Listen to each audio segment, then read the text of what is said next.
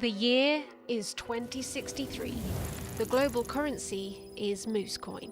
You're refused entry into the metaverse's Lambo Club because your Twitter profile picture is not enclosed in an isosahedron.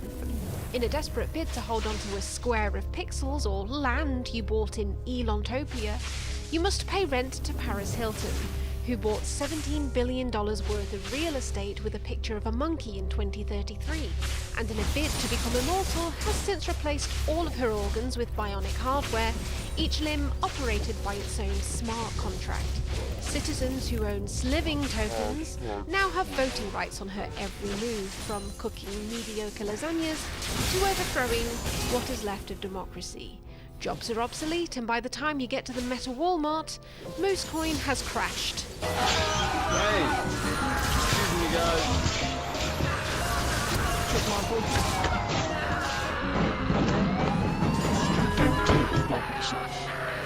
Never take the goggles off. But it's okay, because you're in control of who has your data now, and your dirty fiat currency didn't devalue by 2% over the entire year. That might be what happens if Web3 actually takes off. But it seems that, for some reason, people actually want to stop this from happening? Welcome back to the Mooncat channel. Are you ready for another rabbit hole that would confuse the shit out of a small Victorian child? Oh, and if you're a crypto bro watching this video, yes, I'm about to FUD. I am gonna FUD so hard! To understand the intention behind Web 3, you need to understand Web 1 and Web 2. Those of you who don't have back problems might not remember Web 1, so let Grandma Moon explain. It involved Neopets, Netscape browsers, dedicating half of your desk space to your CRT monitor, watching Napster take 3 hours to download the latest newfound glory pop-punk hit in 96 kilobits per second, only to open it and find out that it's 2 girls, 1 cup. physical fights with your siblings over who gets to use the landline, hamsterdance.com, chain emails that threatened you with a 7-year curse, janky browsers on your Sony Ericsson flip phone. You got mail. It's a hyperlink to Oopsie. signing in and out of MSN Messenger to try and get the attention of Brandon. Windows XP, writing surreal erotic fanfiction on the Good Charlotte forum with your emo punk friend. You can hear the modem scream. Yahoo! Malware, GeoCities. Meat spin. But then Web 2 came along. Now we have Google, Facebook, JavaScript, Google, Amazon, cookies, Google, Facebook, data harvesting, Facebook, Amazon, Google. Who put Bing there? Google, Facebook. But many people think that there's something new on the horizon, something to break us free from these large corporations and eliminate the middleman, and that's The blockchain. Now, how am I going to explain blockchain technology without making you all want to stab yourselves in the eyeballs? I'm gonna have to Margot Robbie it, aren't I? Oh! Whoa!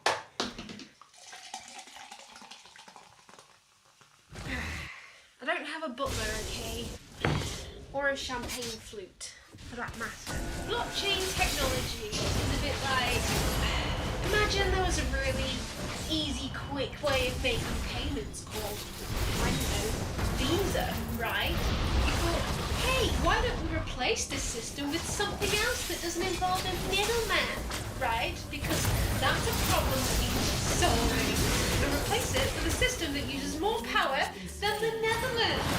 Or say you want to pay one Queen to Tracy, but instead of your phone sending one message to your bank, and then your bank checks the funds and then sends the funds to Tracy, your phone sends a message to a few 100,000 people, idling extremely powerful computers 24/7, playing a sort of extreme bingo.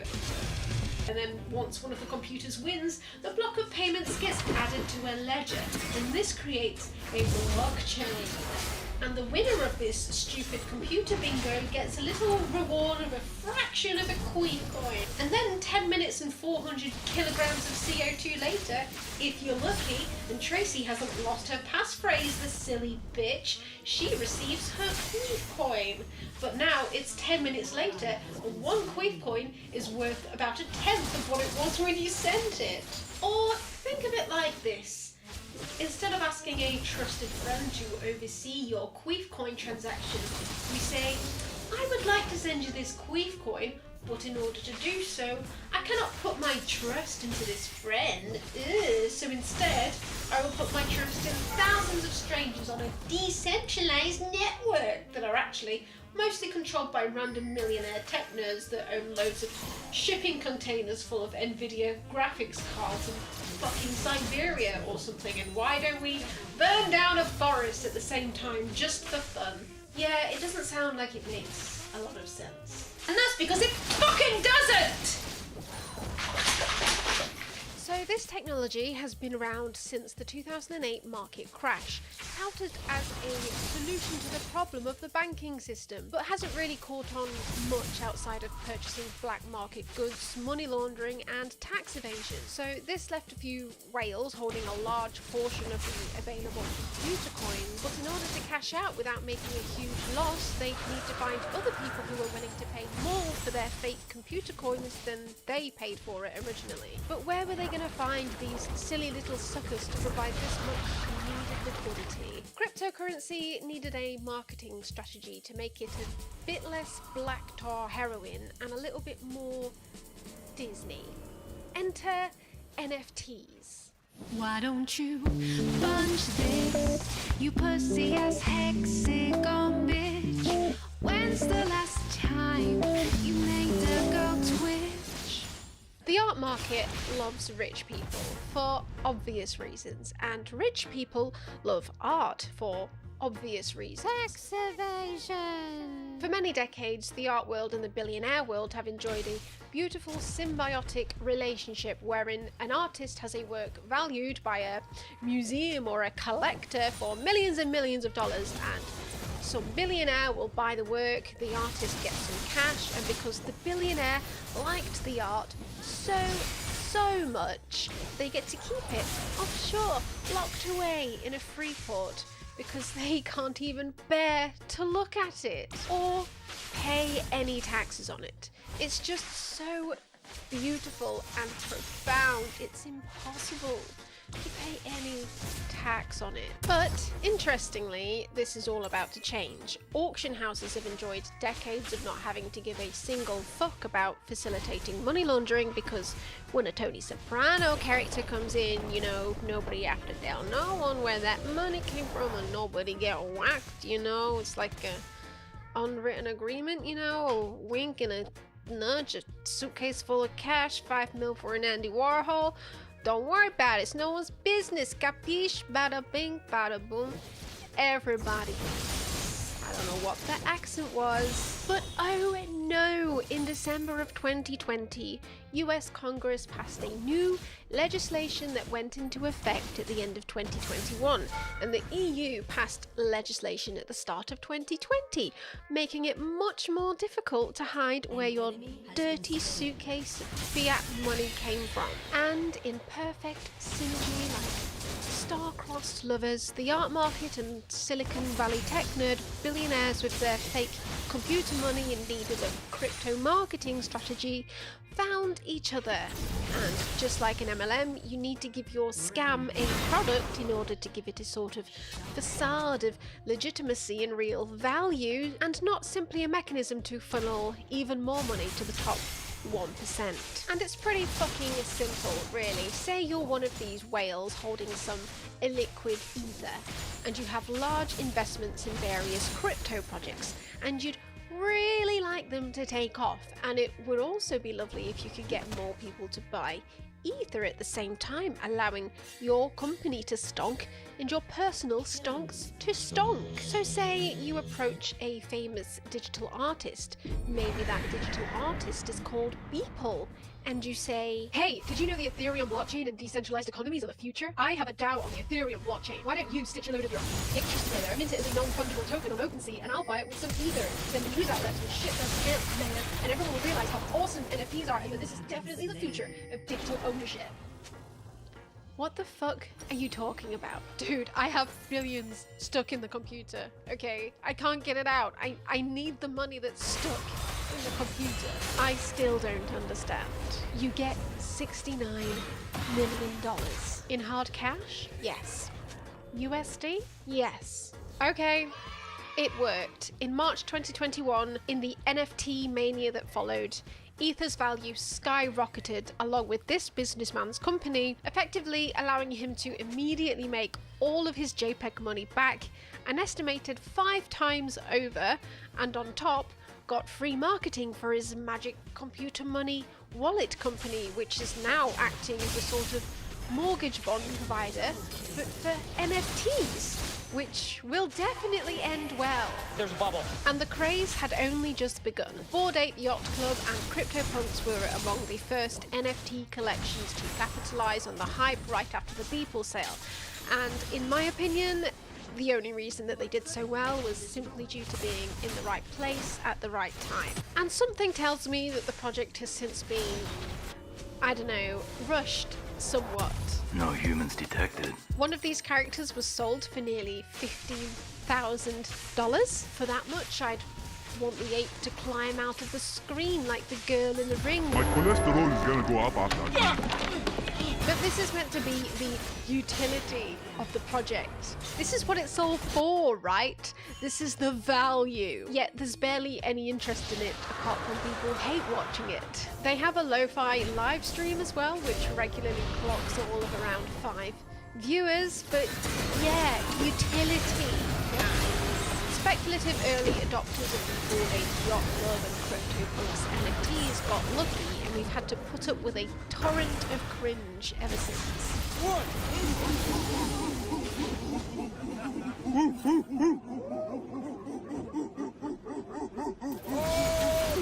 NFT collections, which were already doing well, were further pumped by other grifters who wanted to artificially pump the prices of other projects in order to increase the legitimacy of their own. And that brings us to one villain of the Mooncat cinematic universe, Gary V. And we know exactly how he did this thanks to this Crypto Bro circle jerk conversation between Mr. Beast, seasoned pumper and dumper Logan Paul, Suck my dink, bro. Dink? and Logan Paul's side bro.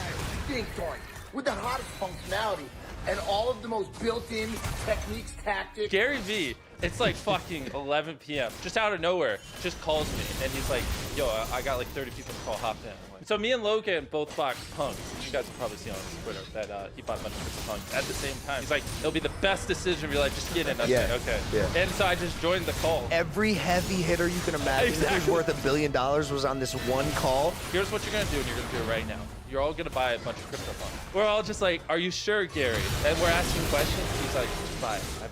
I was just so pulled by his like conviction. Yeah. That I bought a bunch. Wait. Yeah, I bought quite a few. What's your rarest characteristic punk? Well, I've already sold quite a few. What? He was preaching about blockchain JPEGs to Logan Paul and Mr. Beast at 11 p.m.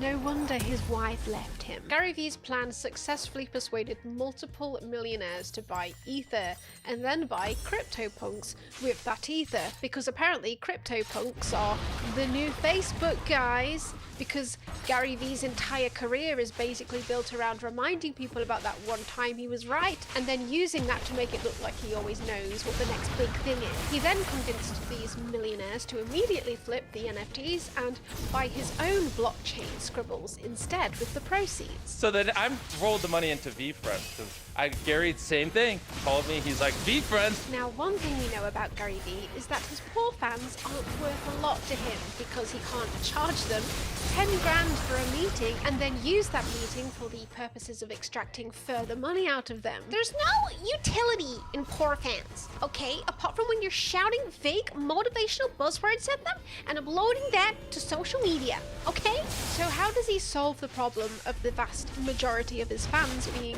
broke as shit? shit. Through various complex NFT schemes, of course.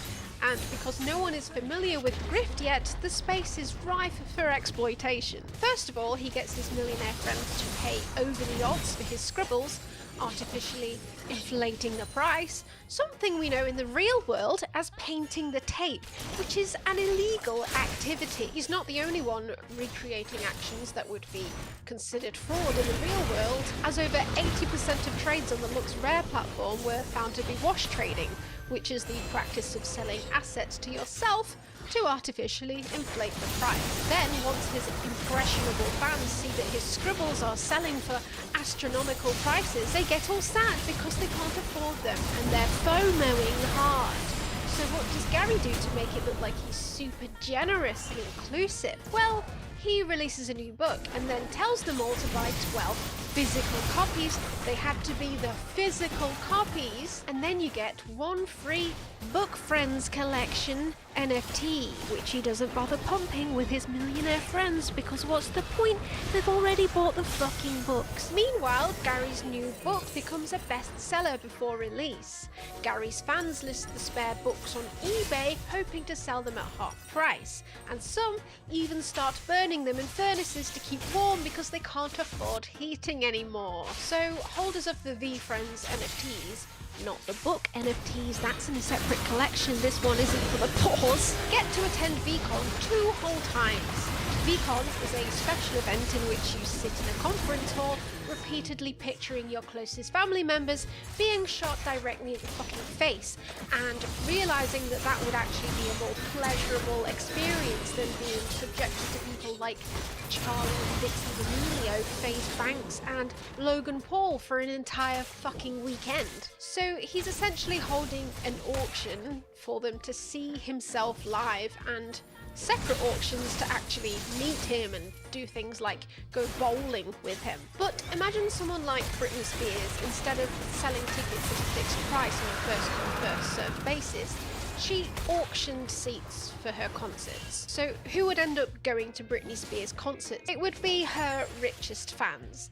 And this is generally seen in the music industry as unethical.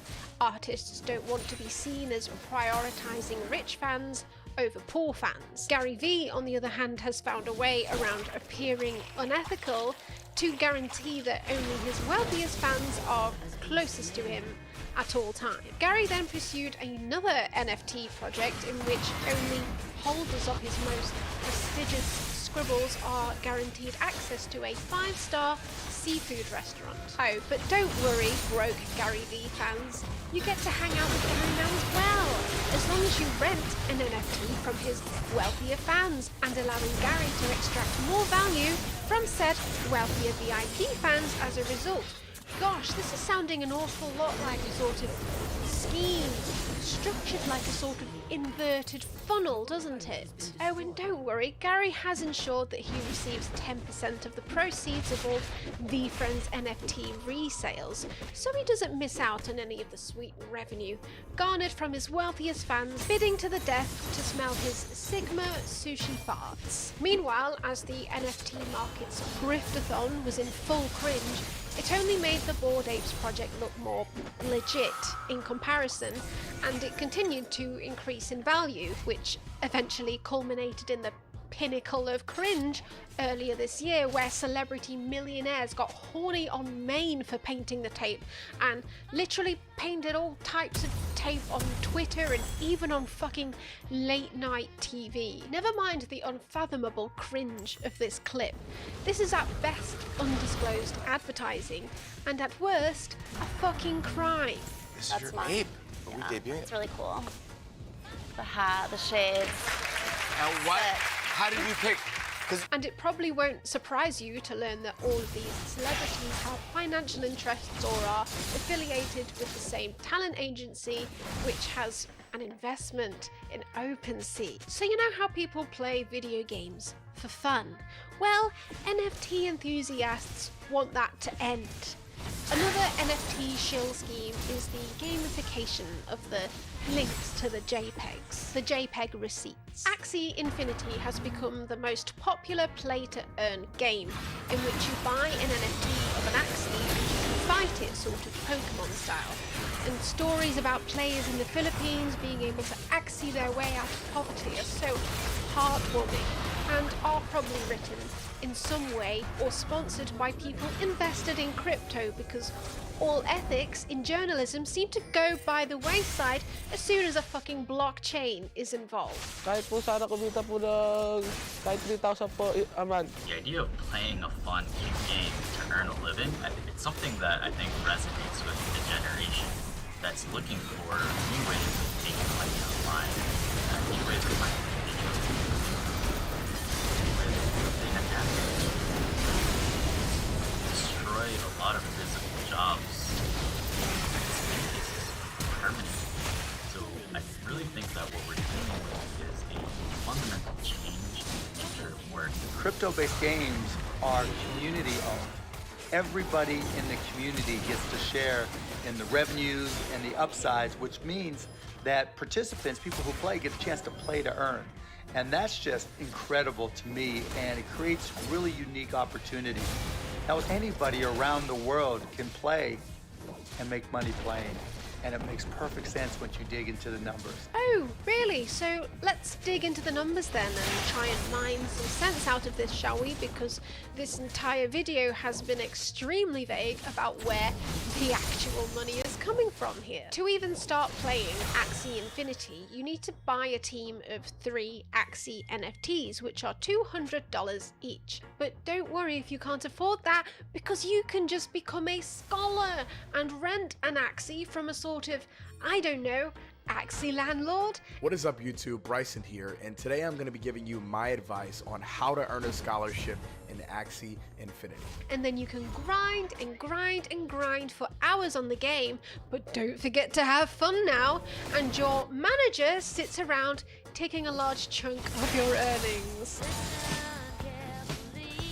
Yet when this system is in a game and absolutely no value is created whatsoever, well, yes, you guessed it. It relies on bringing more people into the system at the bottom, and then this carries on until there's an inevitable crash, and those kids in the Philippines start earning below minimum wage. Not so fucking heartwarming now, is it, Mark Cuban? Impressively, Axie Infinity managed the incredible feat of creating an amalgamation of all of the worst parts of late-stage capitalism in one.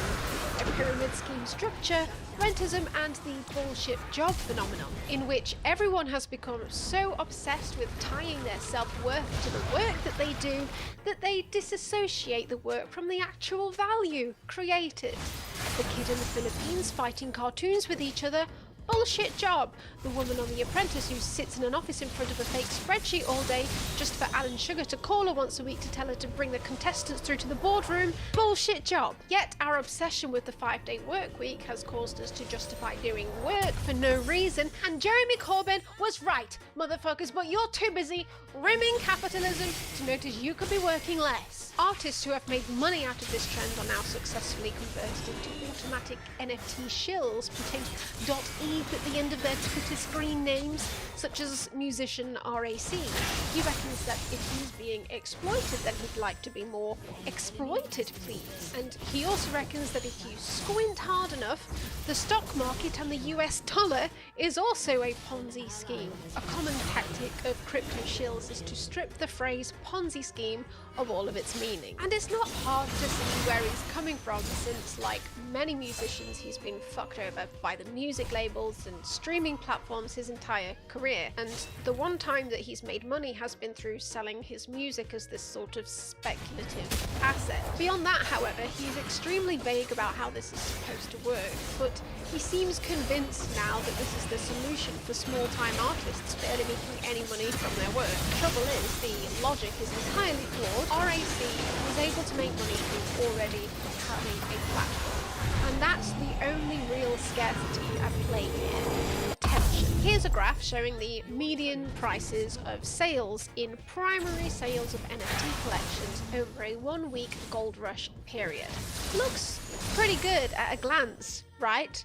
until you realize the y-axis is a fucking logarithmic scale. Here it is on a normal scale. 34% of these collections made $100 or less, which means that after various fees, they actually lost money. 20% made less than $92 after fees, and then 11% made a whopping $223 after fees, and so on. That's for an entire collection of NFTs, which could be anything up to around 10,000 JPEGs. And it's funny that you really have to dig to find this information, kind of like how you have to dig to find the income disclosure statement of any MLM. If people were really making money, surely the marketplaces like OpenSea would be shouting from the fucking rooftops about their stats. Instead, just like MLMs, they're hyper-focusing their marketing on the few people at the top making millions, and loads of those sales are probably wash trading anyway. And that's not even mentioning all of the artists that have had their artwork stolen and minted. And OpenSea got so many takedown requests that it just ended up stopping processing. Great system, guys! The only people who win here are the 1% of artists with existing large audiences who actually make a profit. But that's still crumbs in comparison to Ether whales, who not only profited from the influx of buyers of Ether, but also profited from the minting fees of NFTs that didn't even sell or lost money. They profited from everyone. And then, of course, we have the influencer shitcoin epidemic. My baby left my heart broken. Told me to invest in his ICO token. Said allow me to the moon. I bought here I push. Here to write my heart's liquidity pool. But before we get into that, this video is sponsored by Keeps. Did a licensed video gives you time and why don't have to receive com/MUNECAT.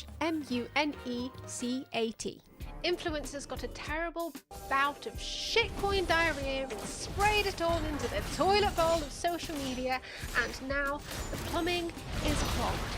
And it's not surprising that this happened because, well, crypto has allowed this to become extremely easy.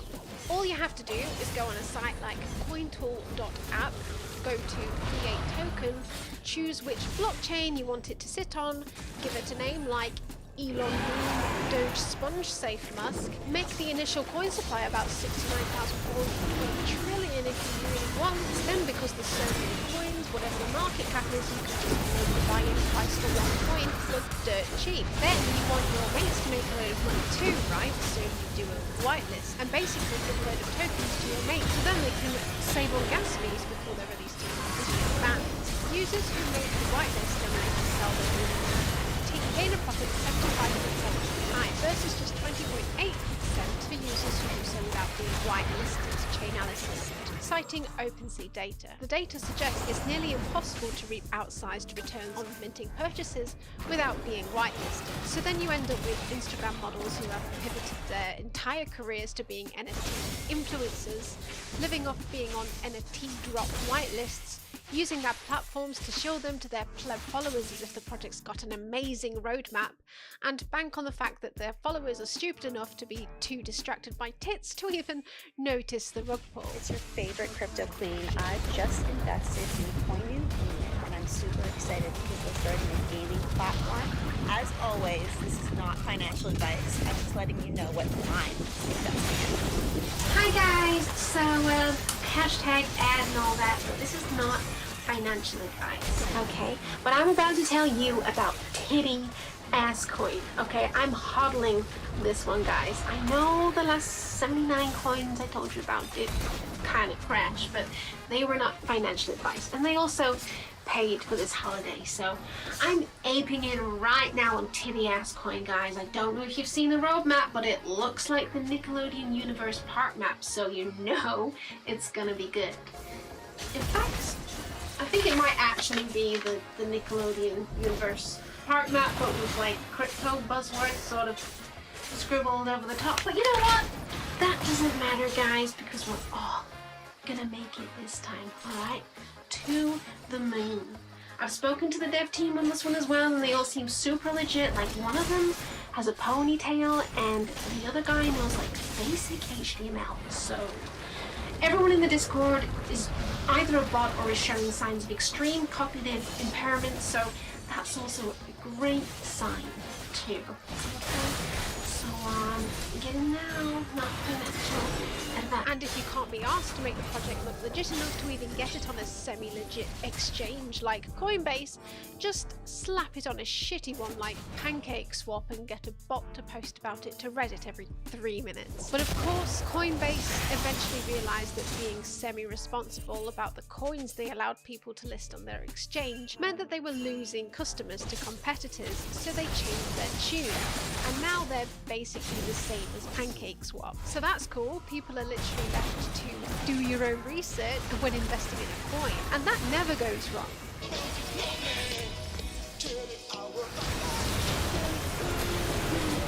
In the end, the whole scheme can cost you about $450, and that's how influencers like Ice Poseidon, with a brain so smooth you could use it as a curling stone, managed to shamelessly fleece his audience out of $500,000. Yeah, I could give the money back. It is within my power. But I'm gonna look out for myself and not do that. I don't know what else to say. That's just the most honest answer. It's like Bernie Madoff literally went and made a paint-by-numbers Ponzi scheme for children. Literally, Ryan's toy reviews could do it and probably make enough money to turn the entire world into a mystery egg if he wanted to. I just want my money back! Investing your money into an influencer's shitcoin is called, in the cryptoverse, an ICO. It's basically like investing in an IPO on the stock market, but with no securities regulations that require the company to be registered with the SEC, with complete information about the people running the organization known to the buyer, and all of the risks clearly spelled out. Any company that IPOs has a huge document written out by multiple lawyers, which the investors will get their lawyers to look through before aping in. But ICOs mean that any fraudster can now, in effect, pop an unregistered security on the market completely anonymously and without consequence. And before I get hordes of people in the comments going, "But the SEC sucks, dude," yes, it does. They often resort to fining scammers after the scam has happened because investigating them costs a lot of money and it might not always turn out to be a crime. But they are perpetually stuck in this impossible balancing act between preventing fraud and not stifling creativity in the finance sector. So right now they're just stuck in this crippling epidemic of Ponzi schemes within Ponzi schemes, and of course the people benefiting from all of this fraud are the people going to the regulators and saying, "Yo, this is just innovation, dude. Don't stifle innovation, man." Where do companies draw the line and say that enough is enough? This anti-innovation quote regulation by enforcement, and then just decide to take their industry elsewhere to another country. But there's something about crypto that scares people. I don't know what it is. Maybe it's just because it's new. But I remember in my banking law class when banks were first allowed to use computers to keep ledgers, people sued over that at the time. I remember when I was a second-year lawyer and we got email, and the ABA said lawyers couldn't use email because it would travel over this mysterious network of computers. These all seem ridiculous. Today, it seems like we haven't really learned the underlying lesson, which is technology usually advances human flourishing. We have a regulatory system. Let's use it. The exact same thing happened when they allowed Bernie Madoff to run a Ponzi scheme for 30 years. Yeah, it went on for 30 years, during which he was reported to the SEC multiple times. He actually did innovate some methods that are still used in finance to this day, but that doesn't negate the fact that he stole $64.8 billion. The same happened with the crash in 2008 and the same with Enron. The SEC knew of the signs, but they didn't do anything. And these crypto shills and right-wing politicians are now trying to demonize the SEC, not for doing too little, but for doing too much. And the crypto market is currently in this perfect sweet spot in which lobbying from billionaire Silicon Valley investors can successfully convince regulators that this is actually the future. And all of this scamminess is just a symptom of new tech, and they'd better not put too much regulation on it, or all of the business from this exciting new tech will move abroad. There are some products that are legal in other countries and are just not legal. We don't allow that in the United States. We do allow it in Canada. We allow it in Germany, Singapore, Portugal, and a number of other places. So if you're a developer of those products, there's no fuzzy line. It's super clear. You can't do that here. So you have to go abroad. So we're behind the curve. Unquestionably. And because most of the regulators haven't got a fucking clue what a blockchain is, or have even caught up with what the fuck Web 2 is doing yet, Will you commit to ending fence stuff? there's a rush to pocket as much cash as possible before any real restrictions are put into place. And who loses out? The retail investor, again. At best, at this point, I think we'll end up with crypto stuck in a legal limbo between lobbyists and regulators, similar to MLMs, who got subject to regulations which are supposed to require recruits to make more money from selling the products than from recruiting people, but these rules are not properly enforced and the grift continues, and they can even use the fact that they're legal to differentiate themselves from other MLMs who have been prosecuted under the law for being pyramid schemes. All it does is just give the ones who don't get caught more power.